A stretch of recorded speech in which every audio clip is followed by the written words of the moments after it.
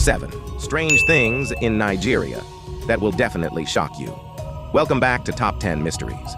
Today, we're visiting a tribe where women are afraid to wear clothes and men are more than happy to share their wives with guests who come to visit. This is also where the world's most bizarre crisis is happening. Exchanging new money, but there's not enough of it. We'll also be answering the big question: is Nigeria rich or poor? And just how severe is its pollution problem? Everything's waiting for you to discover. Let's go. The most populous and extremely poor country in Africa. Nigeria, the most populous country in Africa and the 6th most populous in the world, has a population of 218.5 million spread across 923,768 square kilometers. 80% of its land is not coastal and is covered by the Sahara Desert. Following that, the city of Lagos in Nigeria is the most populous city in Africa, with over 24 million people living in just 1,171 square kilometers, which means there are more than 20,495 people per square kilometer. Once you're here, you'll know what it's like to ride a motorbike taxi with 4 people crammed on it. And a 10-kilometer journey that should take 20 minutes takes 2 hours in Nigeria. The markets are packed with people, all jostling for space. There's also a 2-wheeled taxi called Okada, which is much faster than cars. The number of broken bones and severed limbs from accidents is skyrocketing, so much so that the orthopedic hospital has a department nicknamed the Okada Ward. You'll also spot countless worn-out yellow buses, battered with scratched-off paint. Even scarier, Nigeria has surpassed India to become the country with the most people living in extreme poverty, with over 50% of the population in such conditions. In Sokoto State, in northwest Nigeria, 87.7% of the population lives below the poverty line. The average annual income is less than $381.75. Some people are forced to eat rice that milling companies have rejected or that is sold as fish food. According to surveys, 76.3% of Nigerians have been robbed, 44.8% know someone who has been kidnapped, and 36.2% have been scammed online. Additionally, Nigeria is still considered one of the most dangerous countries for foreigners, partly due to the Boko Haram terrorist group, which frequently attacks Christian worshippers, especially targeting police and soldiers, kidnapping and killing innocent people. Most alarmingly, the country is struggling with unusual severe flooding and rising sea levels. Experts warn that Lagos could be submerged by the end of this century. The levels are high. Next, we'll head to a market where you'll see men walking around with leggy companions. The most unique market in the world. In the city of Lagos, there are over 600 markets. When you step into a Nigerian market, the first thing you'll notice are the walking mannequins. Here, they're placed on the heads of men who walk around, trying to catch the attention of women to buy the outfits these mannequins are wearing. Each mannequin is dressed in tight-fitting dresses that show off the curves, and they're quite eye-catching. Watching the men holding the mannequins' legs with big grins on their faces, with dresses and skirts balanced on their heads, even foreign visitors are impressed by this dedicated sales tactic. When it comes to lingerie, some men go the extra mile by wearing it themselves and stuffing plastic bags inside to mimic breasts. This unusual method has successfully drawn in female customers. Even more unique, between 2 railway tracks, you'll find an impromptu display of blue and black jeans. Since hangers are scarce, they simply lay the jeans flat on the ground for convenience. If they get dirty, they'll just wash them later. Normally, you'd only see clothes thrown on the ground for clearance sales, but in Africa, it's like everything is on clearance. There's even a barbershop set up right on the tracks with no chairs or proper seating. And what happens when a train comes? Well, it just passes through. No one touches it, nothing changes. A common sight in most African countries is people balancing everything on their heads rather than carrying things in their hands. It's also not unusual to see Muslims laying down prayer mats right in the middle of the market and bowing in prayer. Once you're in the market, you won't have to worry about going hungry. They sell everything from sweet potatoes to white-skinned watermelons and an abundance of oranges, mangoes, and pineapples. One unique treat here is smoked cowhide, a Nigerian specialty, sold in cut-up pieces. In fact, beef here is even cheaper than chicken, as they raise a lot of cattle. Even cow legs are chopped and sold at the market. And then there's the fish. Yes, smoked fish. Next up are screws. But these aren't just any snails. They're twisted like screws. And a bizarre item you'll find is black stones soaked in oil, which are cut and sold. They say these stones can treat conditions like stomach problems, arthritis, and even infertility. But who knows if they actually work? If you're wondering where you can buy them, this is the place. Moving on to another stall, they sell traps for rats and snakes that look so real they could give you a scare. These fake displays are shown alongside real animals like geckos. What they're actually selling are little white bags of powder, which, if ingested by rats or snakes, will kill them instantly. After all the hustle and bustle of survival here, one thing's for sure. The children are still full of joy dancing in the market, showing off their extroverted spirit all day long. There's no way women are afraid of wearing clothes or that a man would let his wife sleep with any friend or guest visiting the house, right? But the tribe we're about to talk about does exactly that, my friends. A tribe where women fear wearing clothes and men share their wives with guests. The Koma tribe in Adamawa State, Nigeria, follows a bizarre tradition. They don't like wearing clothes, even during the day, and only cover themselves with banana leaves. Women avoid wearing clothes because they believe that doing so would anger the gods, who would visit them with death and poverty. Even when they go to the market, these women prefer to wrap themselves in leaves covered with paper, which they remove only when they return to the hills. Another controversial practice is that men here greet honored guests and friends not just with cola nuts, but also by offering their wives. To them, this is a way of showing hospitality and proving friendship. Finally, the Koma people once believed that twins were evil and a terrible omen. Twins were buried alive along with their mothers right after birth. Fortunately, this horrific custom no longer exists today. Next up is the strangest crisis that can only be found in Nigeria. The strange crisis. Overnight, the money of Nigerian citizens turned into worthless paper. People had cash but couldn't even buy a meal. The original plan was for the Nigerian government to change the color and design of the 200, 500, and 1,000 naira notes, and citizens were required to exchange their old money at the banks. The government hired up to 1.4 million officials across the country just to encourage people to exchange their money before the deadline for the old currency. Citizens had the option to either open a bank account or switch to online payments for transactions. However, the problem was that the government couldn't predict how much cash people would bring in or which exchange points they would crowd into. Nigeria has only 4.5 banks per 100,000 people, the lowest rate in the world.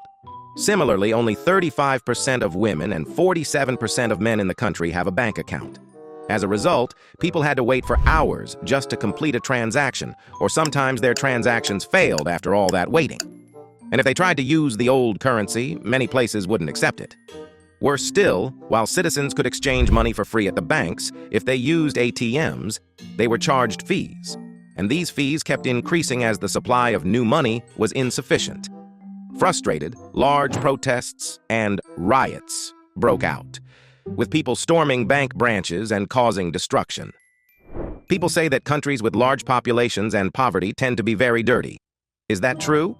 Let's dive into the next topic to find out.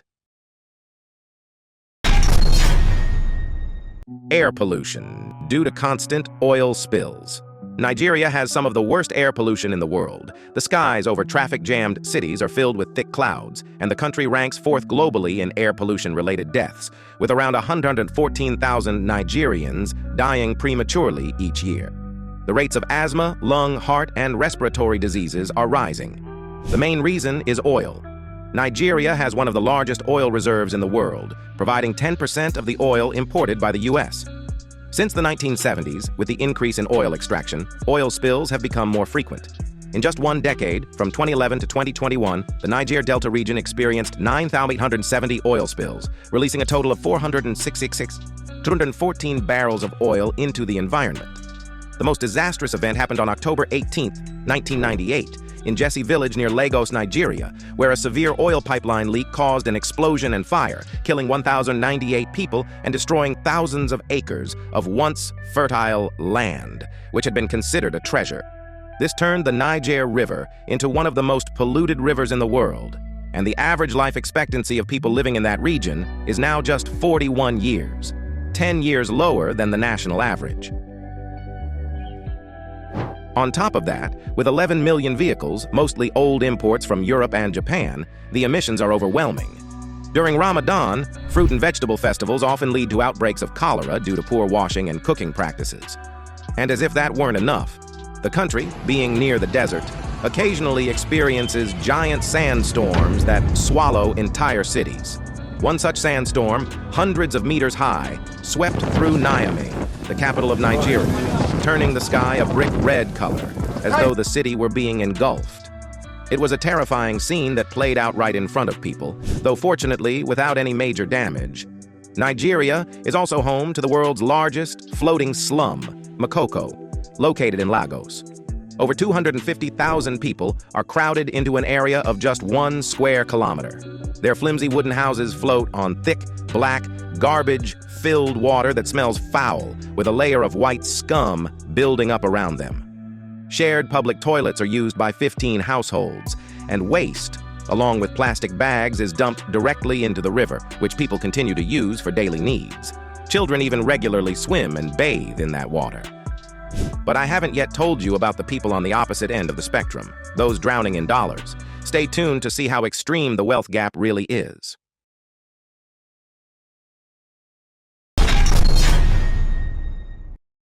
The land of billionaires and millionaires. To avoid a one-sided perspective that Nigeria is only about poverty, there's an important fact to know. Nigeria is home to 15,400 millionaires, 209 ultra-rich individuals, and 23 billionaires in USD. The total wealth of Nigerian billionaires reaches $77.7 billion, equivalent to 48% of the total wealth of all billionaires across Africa. However, when it comes to the richest person in Africa, and a source of pride for black people, that title belongs to Aliko Dangote. He has a fortune of over $16 billion and is friends with the world's richest man, Bill Gates. Like other billionaires, Dangote also has a taste for luxury. He owns a massive mansion in the heart of Abuja, Nigeria's capital, a Bombardier jet purchased for his birthday, a yacht named after his mother, and much more. People are also fascinated by the extravagant lifestyles of Nigeria's rich kids. One such example is Mamfa Jr., who claims to be the world's youngest billionaire. At just 6 years old, he already owns his own mansion and a fleet of Lamborghinis and Ferraris, with his wardrobe filled with luxury brands like Versace and Gucci. He's the son of Nigerian billionaire Ismailia Mustafa, and the family alternates between living in Lagos and the UAE, frequently jetting around the world on their private plane. However, his father is now facing criminal charges, accused of laundering over 10 million British pounds. Aside from individuals who seem to have nothing but money, Nigeria's film industry, known as Nollywood, is the second largest in the world by output, producing between 1,000 and 2,000 films annually, with an estimated annual revenue of about $250 million. Lastly, Nigeria is also a global fashion capital. The country's booming fashion industry includes the prestigious Arise magazine show, an event showcasing African designers, which has become part of New York Fashion Week. Perhaps for these reasons, Nigeria ranks among the happiest and most optimistic nations in the world. In a survey of 53 countries, Nigerians scored 70 points in optimism, which reminds me of Bhutan, a country known for its happiness despite having a relatively poor economy and military. Unique festivals in Nigeria. First is the Argungu Fishing Festival, held on the banks of the Matan Fada River, Nigeria. During this festival, tens of thousands of people gather by the river.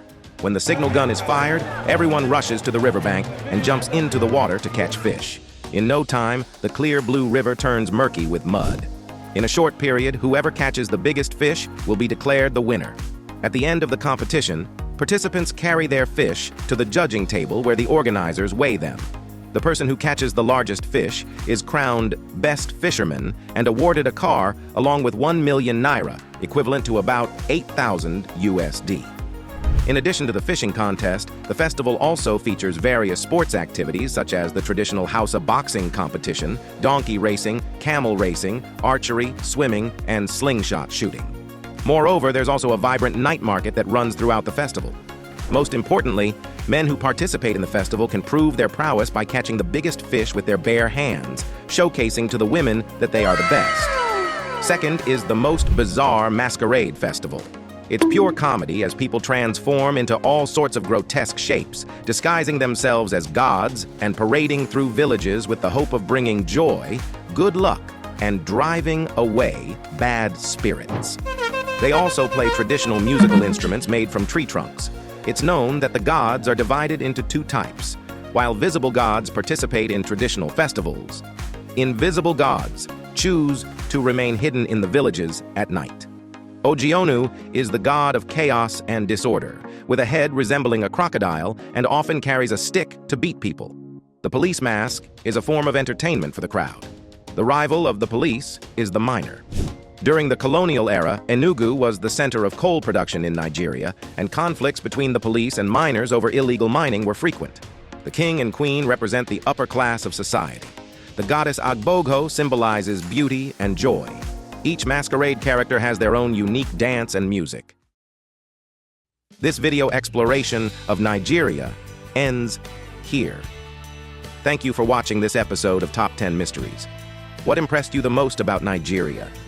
Please leave your thoughts in the comments section below. Now, goodbye, and see you in the next video.